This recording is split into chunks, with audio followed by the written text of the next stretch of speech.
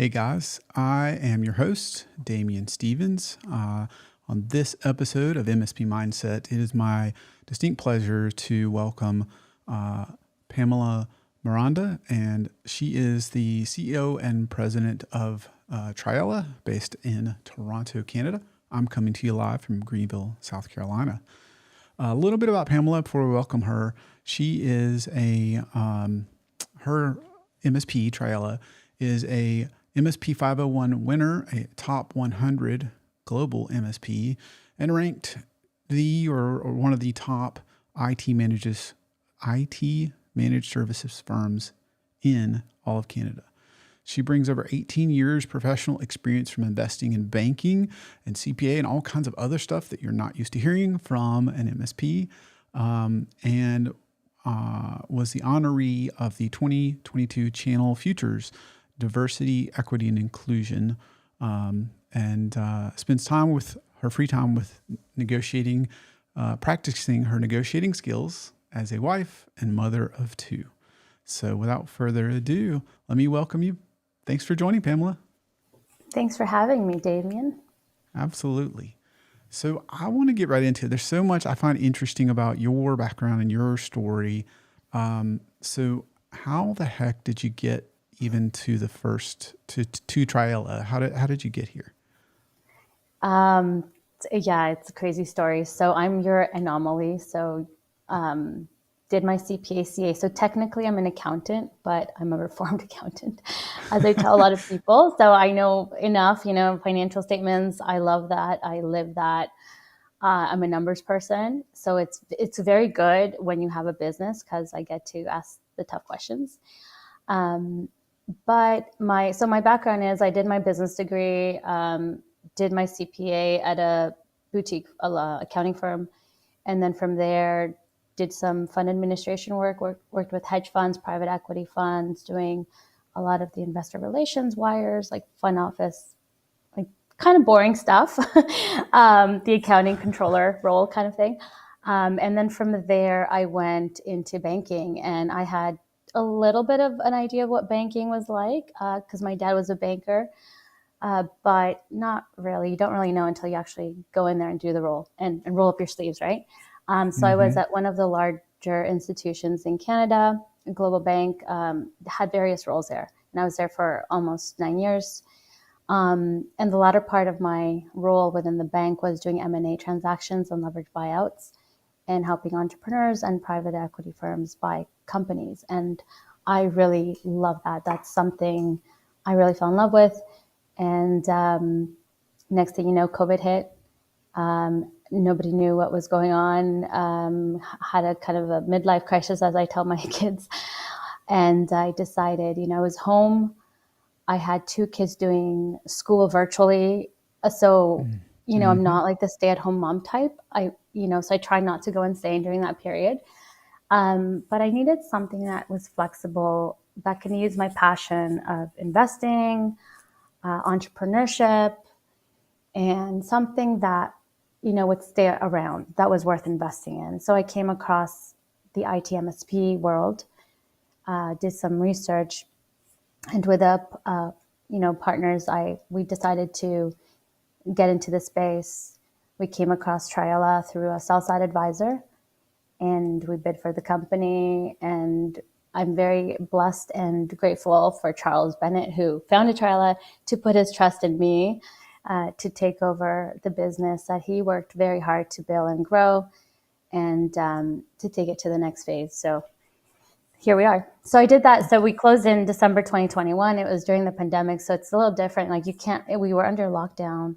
So it was very weird times. The market was great though, in terms of getting deals done at the end of it. Like during the beginning of the COVID, it wasn't, because everyone put a pause. But 2021, it was lower interest rates, very good terms. Unlike today, where the market has, nobody knows what's happening.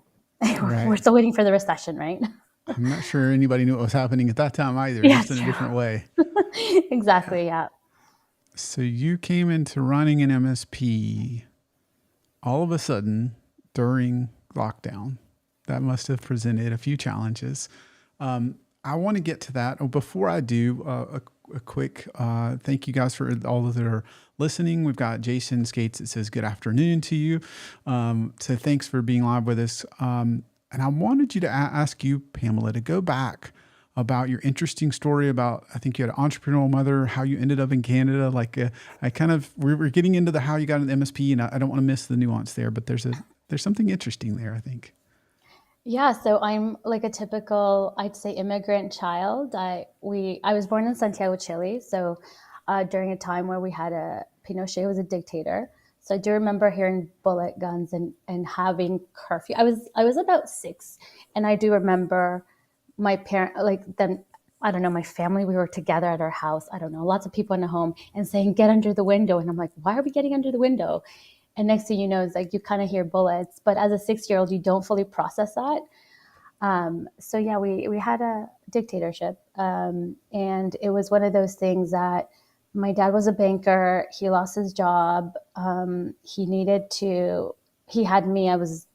My brother wasn't born yet. And it was the opportunity to leave, like many immigrants, for a better life for your family. So that's what my parents did. My dad came to Canada first. He was separated from my mom for a year and a half. My brother was born without my dad seeing him for almost a year. And growing up, the culture was always like, you have to work hard.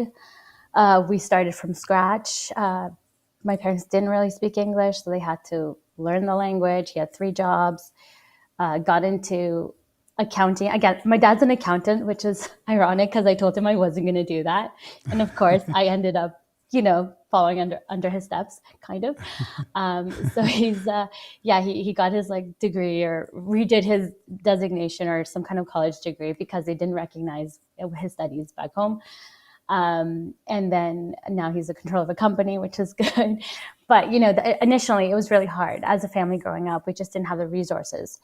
And so in my head, it was always like, study really hard. You have to do good, work really hard. And I think that strong work ethic was ingrained in me since I was a child, given those circumstances. It was even more important as an immigrant child than being born in Canada. Because I have 2 small kids and I see it's different. It's very different, right? Like they live so much more comfortable. They have so much more than what I had growing up. So sometimes you just don't appreciate it. You take it for granted. Yeah, I think we can all relate to that. Maybe not the immigration part, but the kids. Yeah. My kids certainly have it easier. Yeah. So just to help understand, about what age was this you came to Canada? I was 6.5. I was almost 7. So I do remember a little bit. And then my mom, she had a hard time working, and she ended up starting a small beauty, like hair shop business. And she was also, it was really weird. She ended up quitting, but she had a really bad boss. Like, I don't think that was a good experience. Mm-hmm. And she took that risk. And her dad supported her. And 28 years later, she's still around, And so I grew up with my mom always being that hardworking entrepreneur who really inspired me to do this, because I see her now, and if she doesn't work, she doesn't get paid. It's not like there's contracts, right? Right. People get their hair done whenever they feel like it. Right. But she still has clients to this day, and so I definitely got that work ethic from her. That's awesome. You can give her a shout out if you'd like. I don't know her name. Yeah. That's awesome. So how did you go from 6.5, 7, immigrating to the country, seeing all the struggles, seeing how you had to work so hard, to being kind of an accountant and then banking? But especially, like, it's hard for me to picture, how do you go from 7 to buying an MSP, which most of us listening may be operating MSPs, but still haven't figured out what to do, how to buy an MSP. So how did you arrive at that? Yeah, it's one of those things, like, you're a kid, you don't know what you want to do with your life, right? You go through different phases. Like, I wanted to be a marine biologist, and then I figured, well, there's no ocean where I am. And then maybe a teacher, but then I didn't have the patience, really. And then I wanted to be a lawyer, and then, you go to school. I had an internship with senior legal counsels of a large public firm. And then you realize, wow, that's a lot of reading, and I don't think I could do that. And it's a lot of like paperwork. And I'm more of a people person. I need to be out there. So I needed something more interesting. And I ended up doing accounting, doing my CPA, because the school I was in, it was a big focus area, and it was more of a nice foundation. I think it's a nice foundation, and it gives you the opportunity to branch into other things. And I'm very like low. I have a low risk tolerance, which might seem counterintuitive to what I'm doing. But it's all calculated risk. And so I figured, hey, if all else fails, I can always get an accounting job and whatever. There's always be a need for accountants. Right. So that's kind of the reasoning. So accounting was your plan B. Yeah, that was kind of it. And so I did my time I say I did my time because you have to do so many, 24, at the time it was 24 months at a CA firm, get your hours, different areas like your audit and your tax and all of that. And that's probably changed since, I got my designation. And then from there, though, what I enjoyed about that is you see lots of different companies. So it's across different industries. So from manufacturing to IT services to like just all over the place, because we had clients that were all over, very diversified. And that kind of opened your eyes to how the companies operate. And you have a better idea on that and what to expect, what has worked, what hasn't. And then, what do you do after you get your designation? Most people go into industry and they go into like the controller or CFO route. But after 3 years of doing that, I decided I want to try something different. All my clients were private equity and investment firms, and that's something I wanted to do. I just didn't have the right guidance at the time, or else I would have gone to maybe a PE shop. But I didn't know, like my family, I'm the first, generation university in my family. So I didn't have that guidance. But, having the opportunity to work at a large bank was also very helpful, because I knew then that's how I learned how to structure transactions and what the banks look for and how to assess risk. So you kind of you look at the balance sheets and the income statement from a different point of view. And yeah, it's really interesting. It's very creative. And then doing the M&A transactions, that's where I really found, okay, this is what I like. It's kind of figuring out like yourself, like, what do I like? And it's the process of elimination. So I decided when COVID hit, I was, approaching my 40s, and it's one of those things that I wanted to do. Like I decided, okay, I want to do investing. I want to do it now because it's not going to happen when I'm 60. Now is the right opportunity. My kids were old enough, more independent. By independent, I'm saying they're not in diapers or strollers and they're in school. So I had that extra time in the day. Doing that when you have small kids, it's doable, but it's just really challenging. And I just wouldn't be able to do it realistically.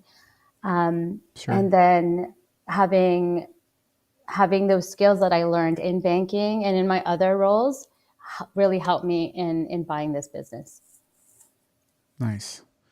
So what do you see as the advantages and disadvantages? Because I'm sure there are some of both, because the average MSP owner, some of them are still running it, some of them have sold, some of them are, far more mature in their business. But what do you see as the advantage and disadvantage of being non-technical owner? Right? You see the balance sheet, you see the P&L probably far more clearly than the average, more technical owner. I'd love your thoughts on that. Yeah, so there's definitely disadvantages. Maybe I'll start with that. So I really need to rely on my team and have the right people that I can trust that are telling me the truth and that can give me guidance, almost be like an advisory board. So, with technology, I understood it from a high level point of view, but going to the specifics, like going into a server room and understanding switches and understanding, okay, how is that related to my profit and loss? How is that tied? Is that cost of sales? Is that operating expense? So I'm honestly dissecting the whole business and linking it back to the profit and loss and saying, okay, wow, our services, what we offer, like what is our margin on each one? Can we improve that? Are we actually making money on some? Are we losing money? is if we are losing money, is it a loss leader? Like, are we doing that so we can gain a bigger client or more services out of that? So that was my biggest challenge, I think, just going in there and dissecting the business, understanding it. I'm a very visual person, so I had to honestly draw a lot of the, Me flow of too. information. Because at first I was like, okay, cloud. Well, what does that mean? It's all in the cloud. Okay, I don't know. So I had to really understand it. And ask all the silly questions, but asking those silly questions really helped me understand it. And I'm still learning. It's because there's always new technology that's coming. And so Mm-hmm. I need to understand, how is that going to impact our business? Is it going to take revenues off, or is it going to potentially add revenues? Can we, partner with a certain vendor and provide that? What do our clients need? And so it's always quite asking questions and challenging the team. But the biggest challenge for me is having the right people on the team. And so I Yeah. was able to kind of not restructure in a bad sense, but kind of like, put people in the right roles based on their skills, based on what they like, and based on opportunities for growth. Mm. I want to talk about that. You've mentioned, we were talking behind backstage about how important people are and culture is. So, can you give me an example of what that means to you? Yeah, so I'm definitely people. Like, to me, I want to make so I want Triella and all the other companies we acquire to be the best, like the ideal company that I never had, for example. There's no ideal company per se today, but to be an organization that's has a great culture, that has transparency, and that's very inclusive, and particularly towards females, and hiring, intentionally hiring for diversity, and giving women the opportunity to grow, and especially after coming back from, let's say, a mat leave, to give them that safe environment. Mm. And that's something that we're not, and it's hard as a smaller businesses because we don't have that budget, right? And so Mm-hmm. we might be like, there is a talent shortage in the IT Right. world. All the Mm-hmm. best people tend to go to the larger enterprises because they're paid way more, even though the hours might be crazier and it might not be the best work-life balance. Mm-hmm. So we try to compete with that by providing that flexibility, that inclusivity, that may be more important than a larger paycheck. Mm. That's a good way to position yourself there. Now, you said a ton of things there that I want to unpack because there was some Sure. really good nuggets, I think. And in no particular order, but you kind of let the cat out of the bag in that you not only went from, an immigrant to banking to MSP to buying an MSP. Well, again, most people might be running a business, but they built it, didn't buy it, and then now with the cat you let out of the bag is tell us a little bit about what you're doing in addition to Triella, running an M&A part of your business. Yeah. So my two passions are M&A, and I love finance, given my background. And that's why I'm very passionate about women in tech and women in finance, two areas that we still need to improve on in terms of women representation, especially at the top of the house. So I formed my MSP, which is my buyout firm. So it's an independent investment firm. We're not a private equity shop. We're long-term view, where we are providing an alternative exit strategy to existing MSP owners. So those are owners that are looking to retire, that maybe they don't have management that would buy in and take over, or maybe their kids don't want, to take over their parents' business. We're a good alternative to that, where we can take over the business, invest in its people and its processes, and scale it to the next level and continue the legacy. To me, it's all about continuing the legacy of the founder because the founder, it's really their baby. Like they work so hard, and building something takes so much effort, sweat, equity, tears. It's something you're very passionate about. And to just let go of that, it's not that simple, right? So No, it's not. we, and so we, my goal is people first. Like I want to take care of their people, especially their key people, to make Yeah. sure that they have still a career opportunity with a new version of the business. Yeah, you mentioned the actual founder's name, even though you bought them out, and nobody. I've interviewed a number of folks that have bought MSPs and then operate them afterwards, and nobody's ever mentioned their name. So I think that says a lot about you and the way you're intending to treat people. I wanted to unpack the other thing because in my mind, or in a lot of cases, M&A, unless you're selling the company, equals bad. M&A is not necessarily good for people. And I don't mean people, maybe it is, but what I really mean is I don't usually connote that with positive for the culture. So tell me how you mix two things that I think on the outside seem like oil and water, right? A lot of people, I think, associate M&A with restructuring, which really is code word for layoffs and drastic cost cutting and increasing prices across the board for all the clients. And we see it right in not only at MSPs, MSP vendors, all those sort of things. So clearly it can be done poorly. Tell me about how you're putting people first in the M&A process. I find that really fascinating. Yeah, no, you're totally right. A lot of people have this negative connotation of private equity because, our financial models, when we're looking at buying something, you need the synergies, you need the EBITDA or cash flow increase. And to do that, you either cut costs, which is people, or jack up the prices to increase revenue.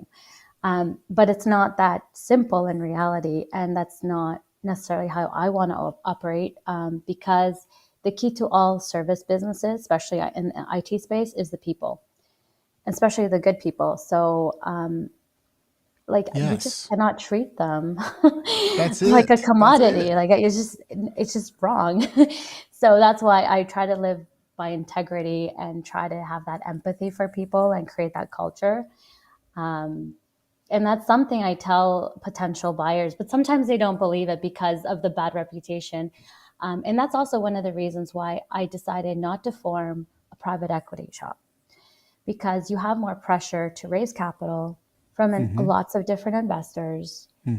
And once you buy a company, you hold it for a few years and then you want to flip it, like flipping a house Right. for the profit. There's a And maturity then, period on the yeah, and then investment, you, right? and Yeah. then you sell it to a bigger private equity shop, or usually, or another strategic larger partner, competitor. They already have people and staff, they'll cut. And so that's not like, there's ways of doing things properly. So yeah, I'll try to use the talent as much as I can. I like to look at the HR pool. So everyone on the payroll, their roles, and just have that interview, chat with them, kind of see, okay, what do you like about the business, where you're at, where can we improve, where do you see yourself? And a lot of the potential opportunities would come from them because they're the ones working day to day on client files. They can see opportunities that I probably wouldn't see because I'm not there day to day on the, in the trenches. So relying on people is very important. At least that's how I'm operating anyway. Yeah, that makes a ton of sense. I mean, as somebody that's never been in private equity and operated companies, it seems to make a lot more sense to take care of the people, right? And I think, in my opinion, it sounds like yours, it's always made sense to take care of the people. And as you mentioned, most of us are looking at a talent shortage. So if you weren't taking care of people, you should be now. Like, it's even more strategic. Should have always been foundational, probably. How do you be intentional about diversity, whether that's women or not, and how do you find the right staff especially in a staffing shortage? I think those are correlated, but I'd love to hear your thoughts. Yeah, those are great questions.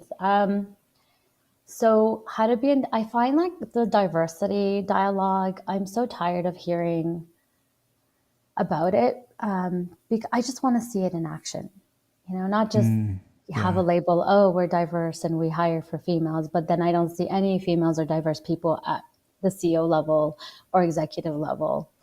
And Yep. or the board level. And I'm tired with that. So I decided to create my own table Mm-hmm. and do it the way that fits, that makes sense to me anyway, and try to intentionally hire for diversity. So, for example, when I'm trying to hire people, job posting, I want to see at least 50% of the candidates, if possible, as a female diverse candidate. That is hard. And I found that when we were posting for the IT technical roles, it was 90% or more males. And Mm-hmm. the only females I would see were not even in Canada. They're from India or some other offshore place where women are encouraged to do STEM roles, I guess, more, or you see more of Mm-hmm. that talent. Mm-hmm. So we decided at Triella to invest in females by creating our first scholarship fund. And that launched earlier in this year. So we partnered with one of the colleges in Canada, and we provided a nice scholarship to a female that's studying in the IT field.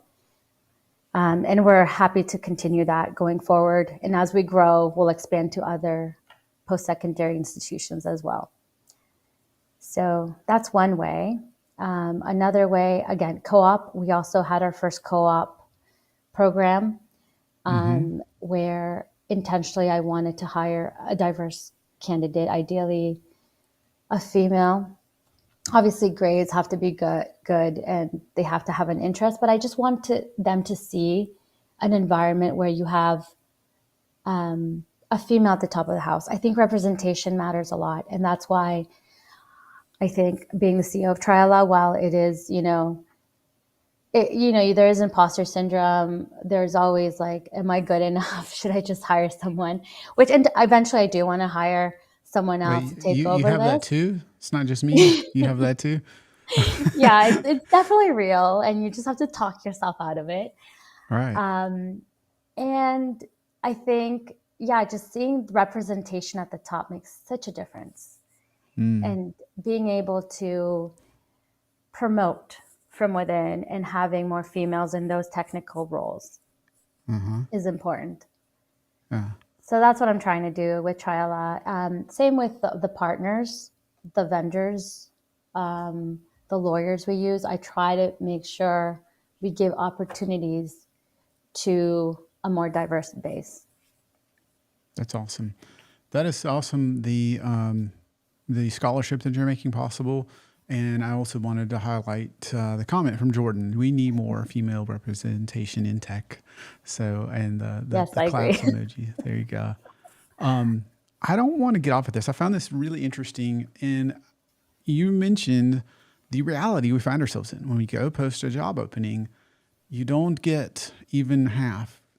In my experience, you struggled at a quarter of the applicants in most cases to be female.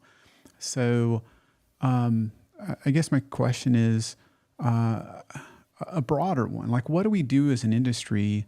What do I do practically? What does another MSP do? What do we do as an industry? Because we could wait until all the Pamelas of the world, buy or create MSPs, and then you're doing the things, you're being intentional, but that may not be the best or only path. So how do we, when we have this very practical or pragmatic issue that most of the applicants are, maybe you do it because of STEM being encouraged, maybe it's due to other reasons, but do you have any thoughts on that?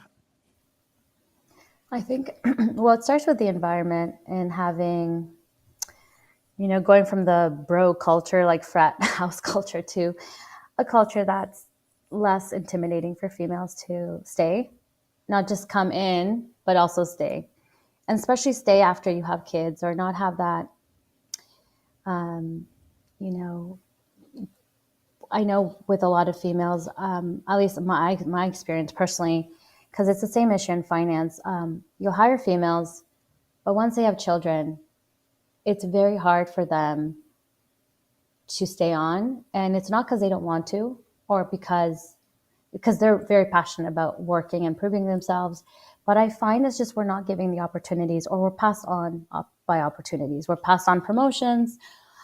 We don't, they just assume that we have kids, so we can't take on more responsibilities. And all of that hinders females to stay on and to continue to grow in their careers and make it to the top level positions. So I feel like we're losing a lot of females in the middle, not in the lower, in the entry roles, but in the middle part of it. And if we are, then we don't have enough females to make it to the top. And so being burnt out is very real, especially with COVID, where a lot of the family responsibilities falls on moms or women without children, like just even like basic things like cooking and cleaning the house. Like if you can't afford a cleaning person or a nanny, it's hard, right? And having that flexibility is really important. Yeah, thank you for that. One of the questions coming in is from Lauren Norman, and she wants to know, what are the benefits of having a diverse team or more women in tech? Yeah, that's a good question. I mean, there's been many studies done where diversity of thought leads to higher returns in terms of investments, what that trickles down to, you're just going to get better results, right? If you have the same group of people, you're eventually going to get groupthink or the yes mentality. But having a diverse mindset from different experiences really leads to creativity, leads to better alternatives, I think better decision making. And in the end, it leads to a better firm, like better business, better a culture too. Because it's a culture that has a little bit of everything. It's kind of like you go to a banquet, like you go to a banquet, right? Someone's house for dinner. If you just had only one dish, it could be kind of boring, right? But if you have a variety of dishes, then you have dessert, you have like an appetizer, it makes it for a nice meal. So it's the same kind of way with diversity, right? Everyone brings their own unique experiences. You just get a better culture, better results out of it. And so the firm benefits from higher profits, everyone shares in that, ideally more growth opportunities. And it's, if you're going to spend most of your time working, you want to work with people that it can be a fun environment to work in. Right. I want to go back to your comment before, which is you were saying you can attract females in the entry tiers, but we're losing them somewhere in the middle. Do you think that's a culture issue?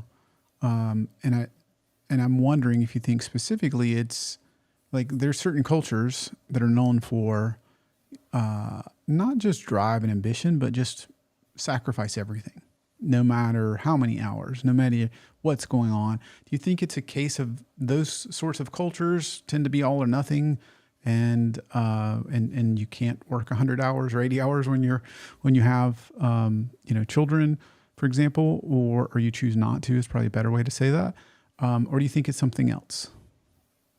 It could be a combination, depending on what part of the world you're raised and you come from. I know, at least in North America, we have a variety of cultures, right? Immigrating here. But a lot of it has to do with, I'd say, just being able to have that flexibility. I mean, it's not like, even if you're working 100 hours, like you're burning yourself out. So it's not to your advantage in the long run. You're either going to have a heart attack, not be around, health issues. Your brain's not going to function, because there's also many studies done that we all need at least 8 hours of sleep. I'm very guilty of not getting that, but that just makes a huge difference in terms of how your brain operates. And eventually you're going to burn out, and your clients are going to suffer, and you're going to make a major mistake. And so it's all about balance and having priorities. And now with mental health being a key issue, I mean, with COVID, there's been a lot of mental health, people like being stuck on screens. You kind of need to take a break. And when you take a break and come back, you're more productive. So it's the same like with women working. It doesn't matter if you're a father, like there's lots of fathers that want that flexibility as well now, which is great. Like that culture is changing. It's just about being inclusive about it, being supportive, and being flexible. Because if you have someone that is responsible, that's taking care of your clients, that goes above and beyond service expectation, why shouldn't they leave a bit earlier to go pick up their kids from daycare? You know they're going to log in later at night and get the work done, or they're going to get it done regardless, right? Maybe do a couple hours on the weekend when the kids are sleeping and get it done. I mean, that's what I was doing. I still do that today. Like I'm working after my kids go to bed, or sometimes on the weekend when my husband has them. So it's all about trusting your team and having the right culture to do that. Yeah, I appreciate that. That's what I was wondering. Culture is near and dear to my heart, and I wonder because I don't, as a dad, I don't want to be a part of a culture that's going to be working 80 or 100 hours a week regularly. We all have big projects, big clients, big things we all have to push for. It's not always easy, but if you design a culture where the altar of worship is the most hours, that's not a place I want to be. And I don't think that's inclusive for anybody that wants to actually be a part of their family. And so, I guess that was where I was going with that. Maybe you're missing out on all kinds of amazing people. And I wonder, like, can you afford to in this day and age? You know, the talent you're missing out on, the shortages that so many people are facing. So is there any, next steps, or like, I wanted to ask a practical question. You gave a great example of allowing flexibility to pick up your kids from daycare. Is there anything else like that you recommend to say, hey, how do I make sure I'm being inclusive and not overlooking something like that would allow me to either hire or retain, amazing talent? Yeah, that's good. I mean, today a lot of people work remotely or they have the hybrid environment. I know we have hybrid 3 days a week, Mondays and Fridays working from home. I think it's the best of both worlds. But also providing a supportive atmosphere when women especially come back from mat leave. I think that's so important because if they're still nursing their child, they're going to need time, they're going to need privacy to go make sure they pump their milk, have it in storage, and be able to feed their children. They're growing babies. And so I know in the US, the mat leave policies are very short, like 3-4 months, whereas in Canada, we're very blessed to have a year to 18 months. And so I'm not taking... Ours are not that long in most states, by the way. Just to call that out. Oh, out. really? Yeah. It's less than 3 months? Yeah. Oh, wow. I think it's 6 weeks in some states. Yeah, so I don't even know how that... So having an extension to that would be really great for mothers and fathers, but especially mothers, because you're still attached to your baby. It's very difficult emotionally coming back to work because you have that mom guilt that doesn't go away. And so providing those benefits would really help you out in bringing the hardworking moms back to work. Because they will definitely work, prove themselves, get the job done, and be very loyal to you because that's what you want. You want employee loyalty, people you can trust that have your back when you're not there to make sure your clients and your operations are being taken care of. Well said. Well said. Let's take one more question at the moment from Jordan. And she asks, what should MSPs do to understand how inclusive they are? And what steps should they take to perhaps be more inclusive? That's a great question, Jordan. I'd say first is talk to your people, right? Depending on how big it is, ideally, we have a smaller team, 15 people, so I can go talk to everyone. I have my one-on-ones with my direct reports, but I also walk around and I sit with my people and kind of like talk to them indirectly to try to get a feeling of how they feel. But you can also do anonymous surveys So they don't have to give their names, and you can ask them like, do you feel like you're being included? What suggestions do you have? And you'll be surprised at the answers you get, because from there, you can get ideas on how to improve your diversity, inclusivity, and what to do. Because a lot of people are like, they ask, okay, what do I do? And so just ask your people, like, what do they want? What's important to them? Because everyone has a different circumstance. So the best advice is to just talk to your people and figure out from them what they're looking for. That's awesome. It reminds me of a quote. I think it was Steve Jobs, who's not known for being great with culture, but I think his quote was, "Why would we hire people smarter than us and tell them what to do when they should tell us what to do?" Yeah. Yeah. So go to your team and ask them. We've got one coming in from Jason Skates, and a little bigger one. Let me try to shrink this down a little bit. But basically, he wants to understand if when there's a shortage in the talent pool, how do you source the talent? Let's say, do you go to non-college graduates, or do you stick to that? Like, how do you be more flexible regarding that to maybe widen the talent pool? At least if I understand, trying to shorten that question up a little bit. Yeah, that's a good one too. So while college is definitely great, or some post-secondary education, especially in the technical side, I think there's also roles where you don't necessarily need that. For example, in sales, you can also hire someone. For me, it's not just, so you can teach people, they can learn on the job eventually. And then that you can pay for their college as a benefit. For example, they can study at night or weekends and get their designation or certification while they work for you as a junior role. And when they graduate, you promote them to a higher level, etc. But to me, it's about attitude, and their human skills. Do they have people skills? Do they have integrity? Are they honest? Are they going to take care of your clients? Are they driven? Are they a problem solver? Or do they just wait at their desks and, wait for work to show up? Or do they take the initiative? So to me, it's all about finding the right attitude as well. Finding the right attitude is key. And then if they have potential, you can definitely invest in them. You can hire them and they can grow with your firm. And you can have different training programs. A lot of the vendors provide training. So, they can start as a IT coordinator or some more junior level role, dispatcher. And then as they learn the lingo, they learn what's required.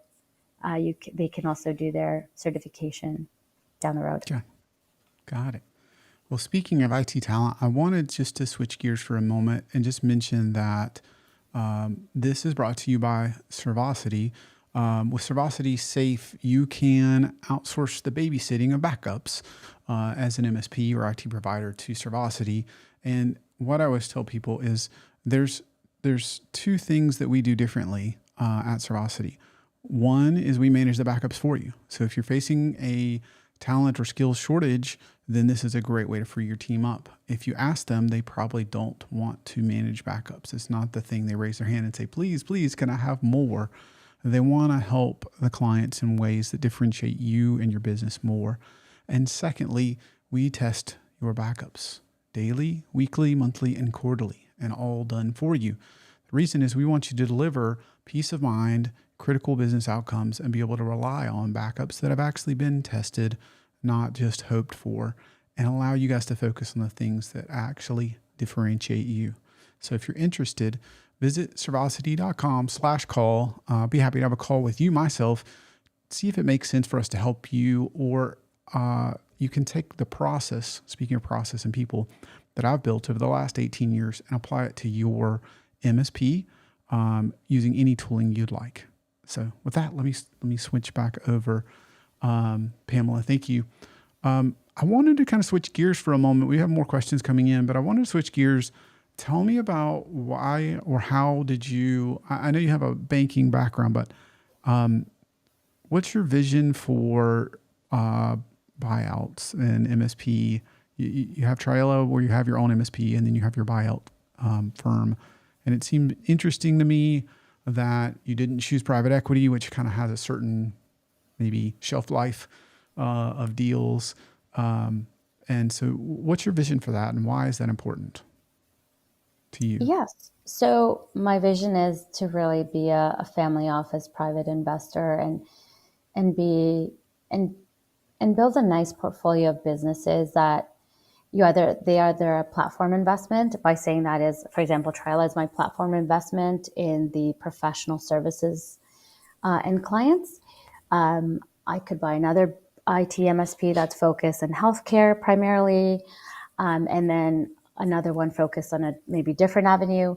Uh, but the whole objective is to have synergies where we handle all the administration headaches, so the accounting, maybe some of the marketing, the processes, all at the top of the house, and then the rest of the businesses work on a standalone basis, or they could be a nice tuck in if there's another ITMSB that also targets lawyers, accounting firms, engineering firms, etc.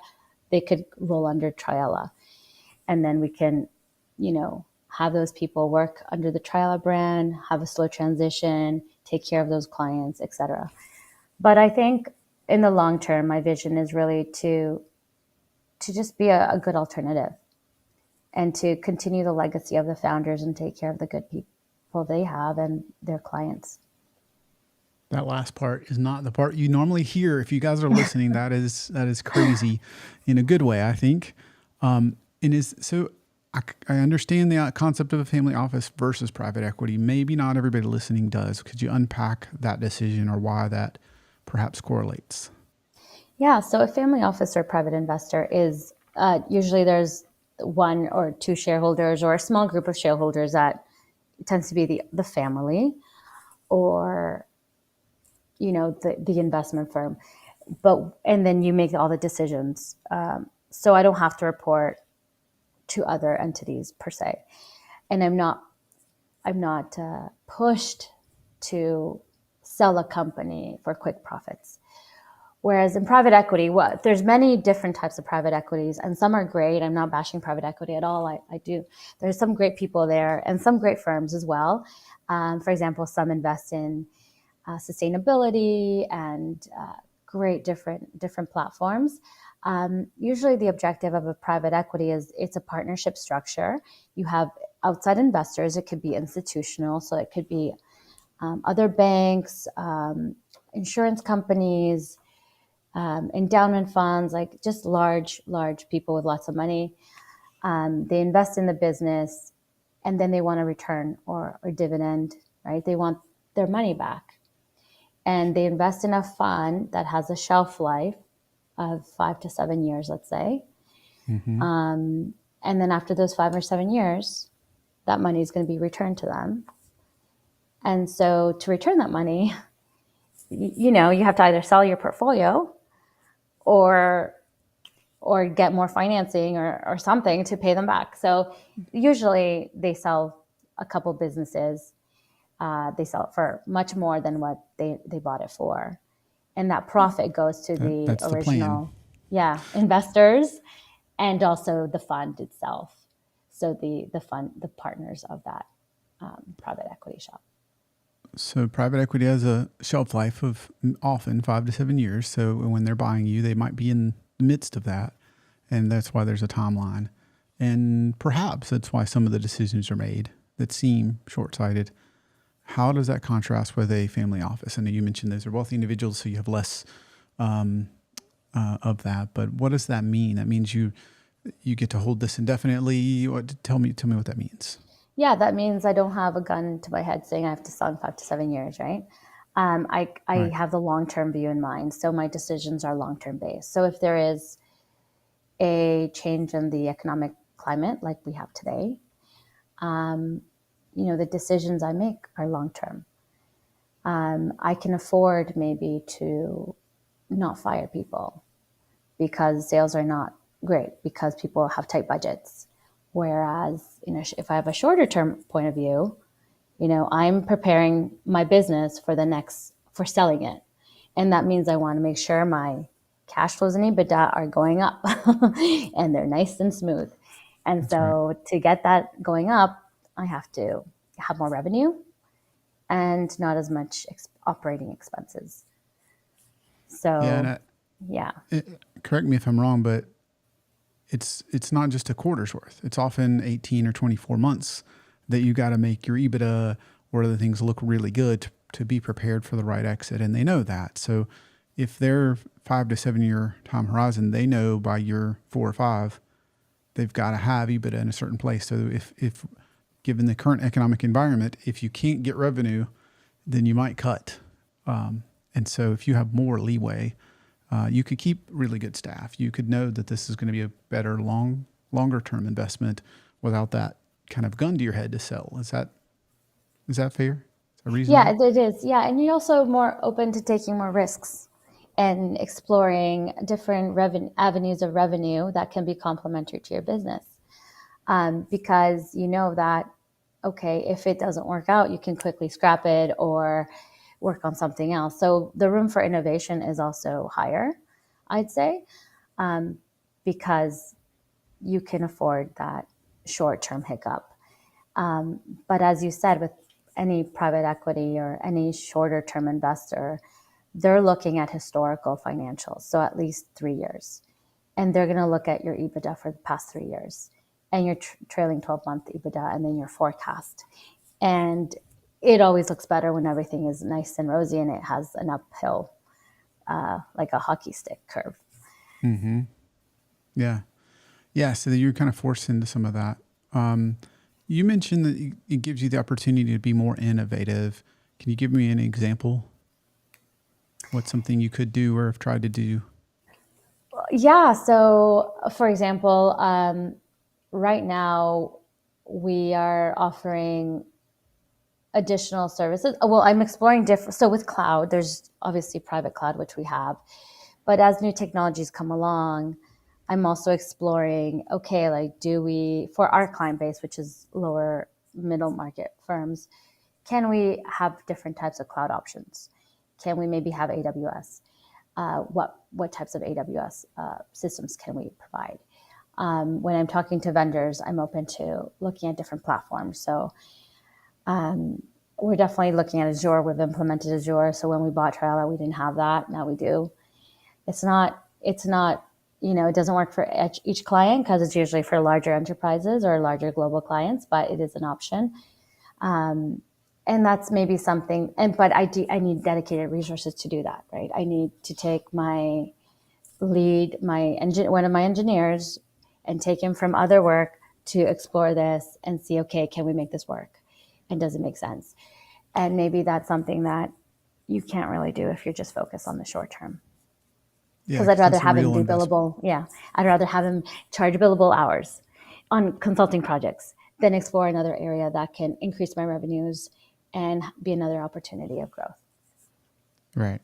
And going back to our culture conversation earlier, it sounds like you're trying to build a culture where it's not do all of those things.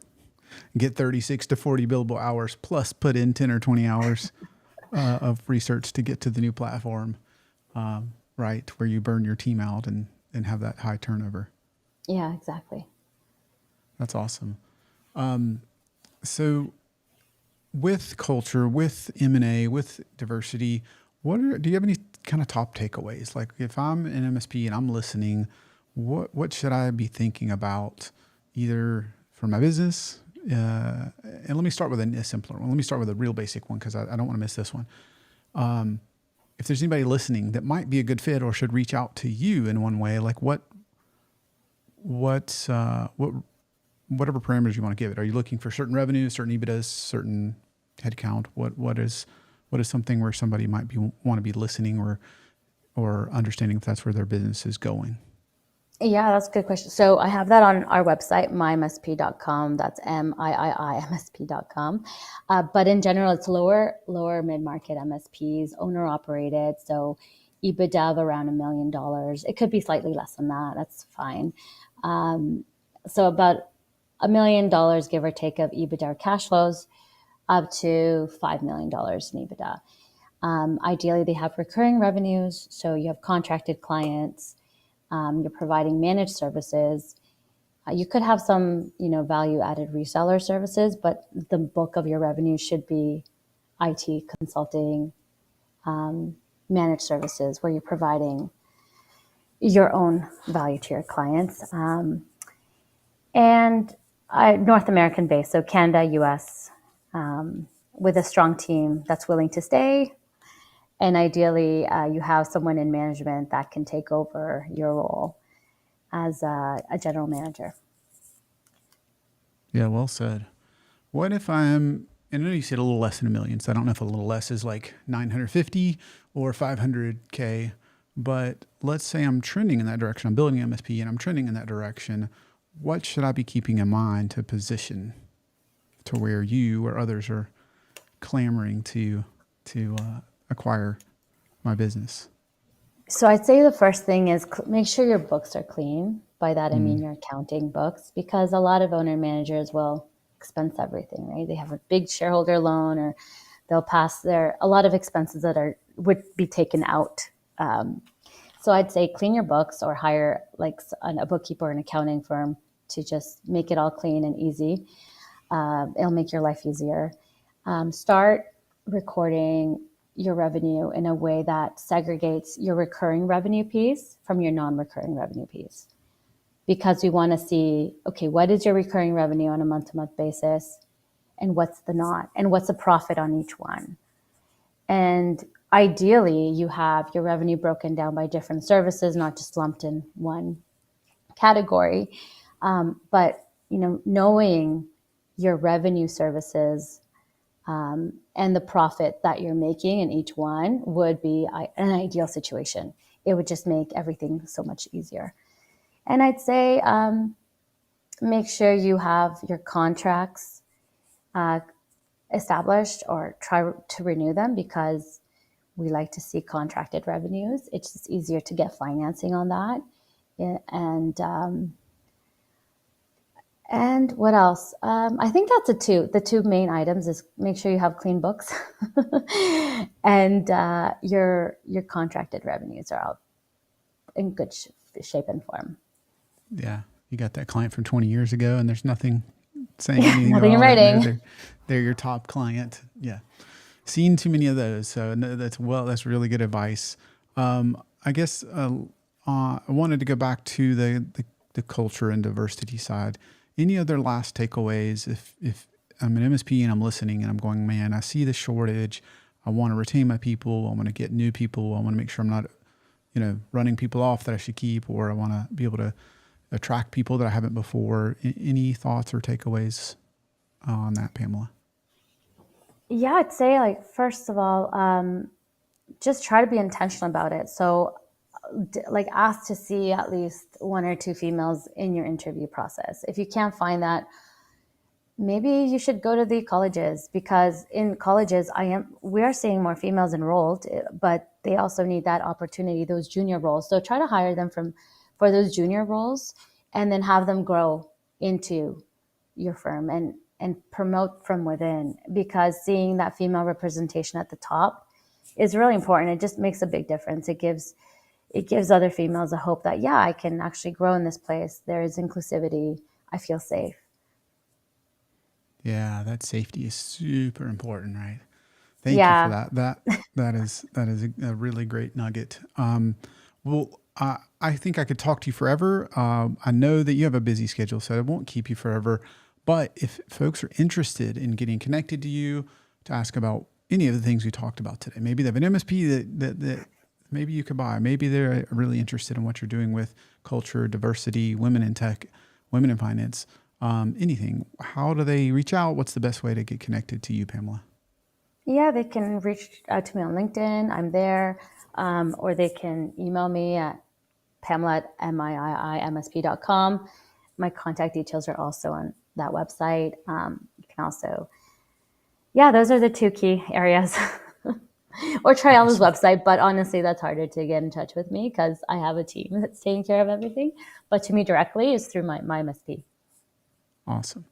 All right, we've put up miimsp.com before, and we just dropped in the video the link to Pamela's individual LinkedIn. So if you want more of this, please don't hesitate and reach out to Pamela. Pamela, thank you for the gift of showing up today and talking about the good and the bad and the challenges that you faced and that a lot of us are facing. This has been a tremendous opportunity, and I thank you for this so much. Thank you, Damien. It's been such a great opportunity. So thank you so much for your time and for all your audiences for being here and being able to listen. Absolutely. All right. Well, that was an amazing episode with Pamela Miranda of miimsp.com, me, MSP, or Triella. If you're interested, don't miss. Every 2 weeks, we are live. We're MSP Mindset wherever you social, YouTube, LinkedIn, Facebook, etc. And mspmindset.com/news if you want to make sure you don't miss out.